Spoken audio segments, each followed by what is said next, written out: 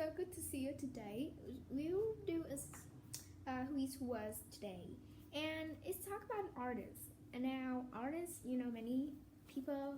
I will give an example like Jack Jones or Frida Kahlo, Vincent Van Gogh, Leonardo da Vinci, which I have told you already, and even for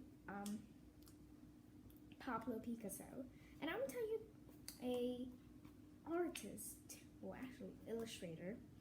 Well, we also count an artist, do we? So, and he's kind of right now today. I mean, he's more modern than people in the past. I mean, he's in 90 centuries. And he is Norman Rockwell. So let's start our stories. So Norman was born on February 3, 1894 in New York City.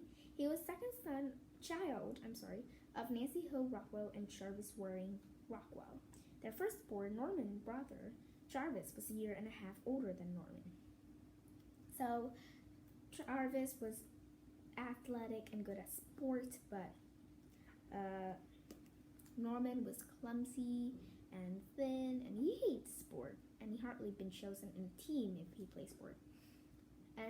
But fortunately, Norman was good at something else. He could draw. So at night, his father would read books to him, and so here's a picture, and he would sketch the characters of that scene. So he's pretty good at art. So his father worked as salesman, and his mother worked as a housewife, but she often sick and she stayed in bed a lot. So Norman and Jarvis took care of themselves, and they felt no loved. As he got older, Norman was determined to make his dream of becoming an artist, and he do many part-time jobs such as deliver meal and cut grass and even thought sketching to a famous actress. With the money he made, Norman was able to sign up for classes in New York School of Art, popularly known as the J School, New York City. After some time there, he switched to National Academy of Design. In 1906, when Norman was 12, the Rockwells moved out of New York City to a suburb called Mamaroneck. So, however, Norman would soon realize he would not be able to keep up with his schedule. It was too hard to go to high school in Mamaroneck, work part-time, and take art classes in New York City.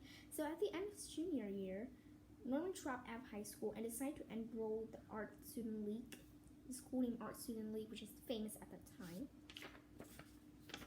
So there's that school. It's look very big, but to me it's more like not actually. It's look like a school, not the main school. I mean like the main school you go to every day. I think it looked like a drawing classes, take part-time class. It's not actually a school, but yeah. Anyway, Norman started classes at Art Student League in October 1911. And he was a very good student. And the Art Student League had been started by a group of art students, including Howard Pyle. He was one of the most famous illustrators of the golden age of illustration at the end of the 80s. Norman thought Howard Pyle was one of the greatest illustrators ever. Other famous illustrators working during the time were Winslow, Homer, Frederick Remington, and N.C. Leith. Illustrators are artists who appear in book, magazine, and sometimes calendar and greeting cards instead of in museum or art galleries. So at the end of his first year in the Art Student League, Norman won the scholarship of the best drawing in year. So the drawing was an illustration called The Desert Village. It's based on a poem by Oliver Goldsmith. The drawing show a little boy was laying on bed sick, and preacher was praying. But as you could see, as you could tell, the boy may not recover. Okay. So Norman visit office of the Boy Scout of America. The Boy Scout published the magazine called Boy's Life for the little handbook for each boys. So he was illustrated, and he got $50 a month. So for an illustrator, the greatest show window in America, Norman once said, was illustrating a cover for the Saturday Evening Post. So it's a magazine. So he wasn't sure that he was a good drawer or an artist. So he decided to, his friend convinced him to go to Philadelphia and show them some of his work. So he went in the office and showed some sketches to the magazine editor, George Horace Lorimer. He waited patiently for Mr. Lorimer and the magazine and editor study his work, and they love it. So he enrolled that, and he already have a girlfriend, which now with his wife, he already married, named Iron O'Connor. So Norman first covered for the Saturday Evening Post appeared on May 20, 1916.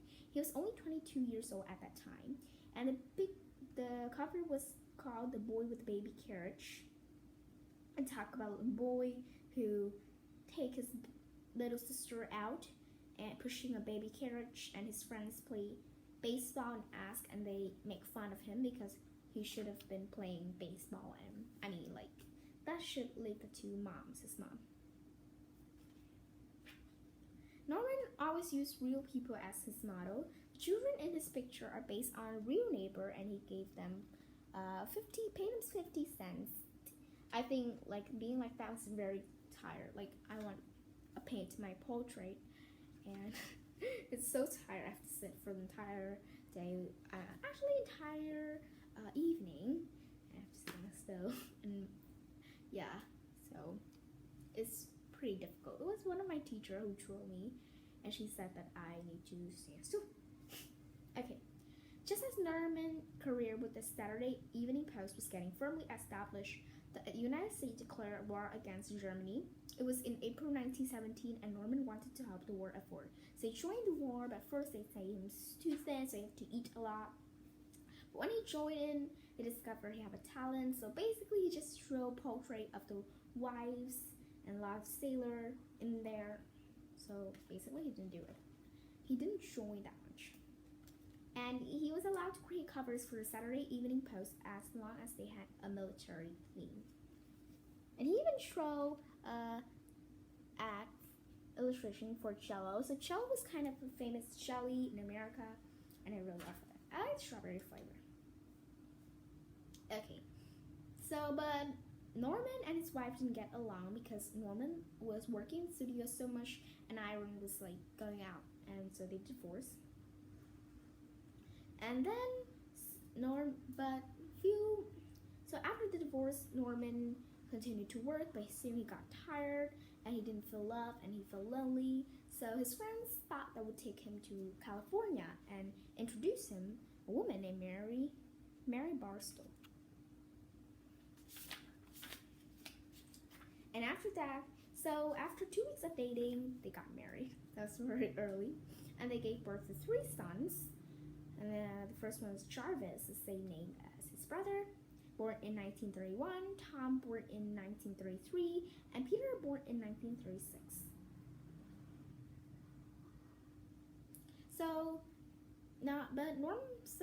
But now Norman felt like it's time for a change. So after a trip to Europe, the Rockwell family moved to Arlington, Vermont in 1938. And he decided to turn a barn there into his studio. So one night in the summer of 1942, Norman jumped out of bed, and what he said was the best idea I ever had. And at the time, the United States had been involved in the World War II for several months, and Norman wanted to help. So he quickly hopped out on his bike and went to his studio. And there, he wanted to draw 4 freedoms as seen from everyday life. The first one was a man speaking at the local town meeting, portrayed freedom of speech. The second one was family gather for Thanksgiving dinner was Norman's idea of freedom from want. Third one, people for different faiths praying were his image for freedoms of worship. And the fourth one was a couple tucking their children into bed showed freedom. And there from Arlington he went all the way to Washington D.C. to show the sketch to the government agency, but they totally disliked it. They said that they want a real artist, not illustrators. Finally, back to Vermont, Norman stopped at the office of Saturday Evening Post in Philadelphia and showed his sketch. They totally like it, and then they showed that on their magazine, The Four Freedoms. So here's the four picture. My favorite was the Thanksgiving one. Tell me down in the comments which four of these is your favorite. Okay, just a few days after Norman set off the Four Freedom to Saturday Evening Post, his studio burned down. So we don't know why it's burned out. He didn't tell. So after that, he have a new studio, and he moved to Stockbridge, Massachusetts, and there his wife Mary can recover from a sickness. The Rockwell enjoyed their life in Stockbridge. Mary looked after everything in their daily lives so that Norman could concentrate on his work. During the time, Norman painted some of his most memorable cover for the Saturday Evening Post, including Art Critic, Girl at the Mirror, Soda Jerk, and The Runaway. And these paintings were just a regular painting. They're not like pretty, like maybe Mona Lisa, something like that. But it like showed that everyday life and just people being themselves. I really like that. Maybe he is old man because usually some of these pictures would be like it looked normal, it looked random. Not like some fancy picture like show a setting in the river, not something like that, but it show like a normal life every day, and I really liked how he did that. He has his own way. So in 1959, Mary died in her sleep of a heart attack. The couple had been married for 29 years, and the boys have grown up and moved away. So Norman was alone in Stockbridge, so he was sad, and his friend encouraged him that he should try new things. So he went to classes in pottery class. The class was taught by a retired teacher named Molly Puncherson. Later, they found love and married. There's the picture. And of course, she was surprised because Norman was in the class, though. Okay, so Look magazine told so things changed, and Look magazine told Norman to paint what he saw. So at that time, there was segregation. So basically, they have all black and all white, like that. Yeah.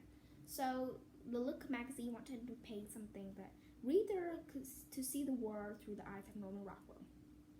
One of the first painting he did for Look was called The Problem We All Live With. The painting is based on a real event. It showed Ruby Bridges, a young African-American girl, walking to an all-white school. She's escorted by 4 federal marshals, government police officers. Norman painting captured every detail of the event, from Ruby's notebook, ruler, and pencil to the smashed tomato and bracelets were on the wall. And then he started to show new kids in the neighborhoods, showing African-American family moved there, and each person looked at each other like so weird. Okay. Stockbridge, Massachusetts was very proud of Norman Rockwell that the town decided to honor him by declaring May 23 Norman Rockwell Day. And on May 23, 1976, the town held a parade for him. Norman was 82 years old at the time. He and Molly sat in the flatbed truck and watched the parade march down Main Street. Jarvis and Tom were there with their families. There's the picture. So now that Jarvis is not the brother, but Jarvis was his son. Okay. Throughout his career, Norman had received thousands of letters from people who admired his work. He also received lots of honor and awards. Perhaps the greatest award Norman received came in a letter from President Gerald Ford. He had decided to present Norman with the Presidential Medal of Freedom. The medal is the nation's highest honor given to a civilian. Unfortunately, at the point, Norman was too frail to travel to Washington, D.C. to accept his medal. Jarvis made the trip to accept the medal on behalf of his father. Norman Rockwell died November 8, 1978. There was an unfinished painting on the easel in his studio. After Norman's death, the flag and Stockbridge were flown at half-mast as a sign of respect. So the end.